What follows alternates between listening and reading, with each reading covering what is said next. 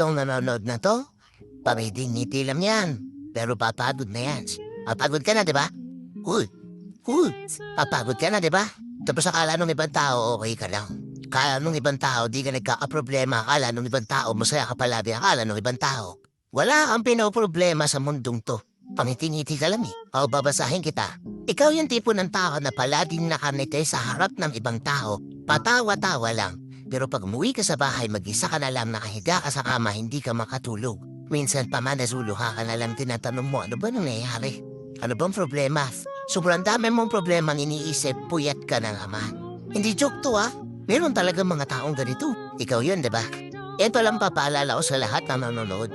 Kapag nakita mo yung isang kaibigan mo na sobrang tahimik na, akala mo walang pinoproblema, pinsan kamustahin din natin.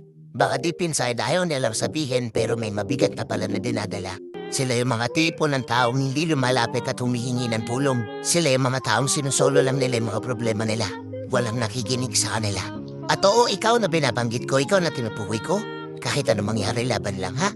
Pwede magpahinga, pero bawal sumuko. Dadating din ang araw na ikaw naman yung panalo. Ikaw naman yung minipig. Hindi lang yung ikaw lang yung nagpapamitig. Ako mo? Oo, para sa'yo talaga tong video na to. Let's go and peace out.